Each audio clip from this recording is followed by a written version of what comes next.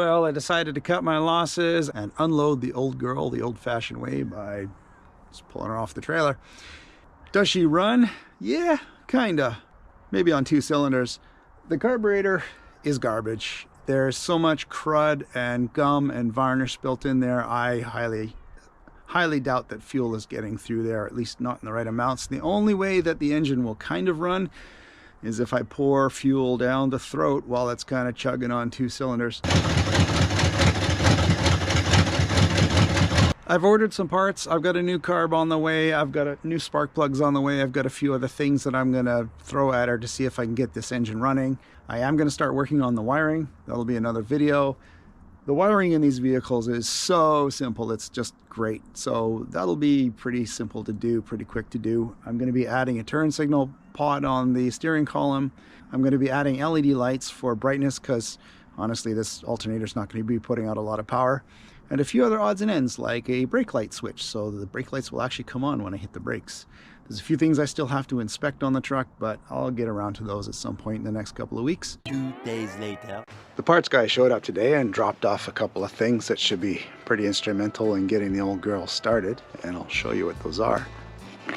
First and foremost, a remote starter. Now I don't have to worry about using my wrench on the battery terminal, going to the starter solenoid to click the engine over when I need to. Second, an electric fuel pump. It's just a small electrical fuel pump that uses a solenoid pushing a diaphragm. Pumps, I think, 4 to 6 psi. Should be plenty for this little engine. The fuel pumps that I've tried obviously aren't working because I'm not seeing any fuel come out of the jerry can up to the carburetor, so I'm going to try this. And last but not least, new carburetor.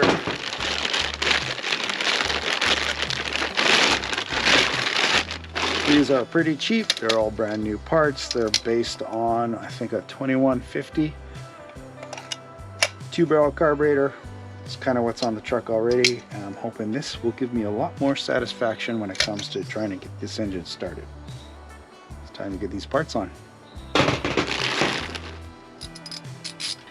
First though, I've got to remove the old junk carburetor.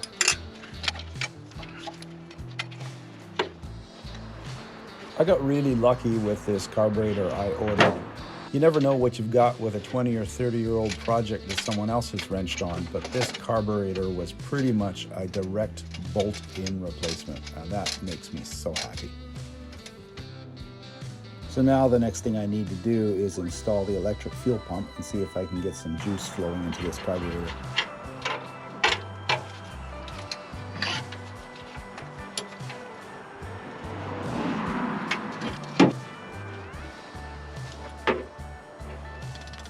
The pump is alive!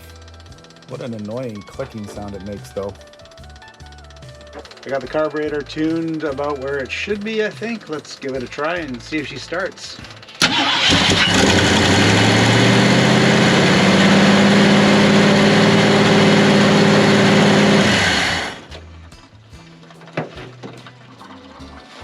Yeah, I'll take it. It's late, but she runs, and that's enough for me. I definitely have something to do about cylinder number 2 with no compression. I can tell when she's running, she's not running on all cylinders, but at least it seems to be 7 now instead of 2. So I'll pull the valve cover. I'll see if it's something simple like a bent push rod or maybe a collapsed lifter or something like that. I didn't really hear any bad noises coming out of her. Got the battery on the charger now because I put the battery through its paces tonight getting it started. I still need to tune the carb. It won't idle, but I'm happy for now. If you like the channel, why not subscribe? If you like this video, hit the like button. Regardless, thanks for watching. I'll see you in the next video.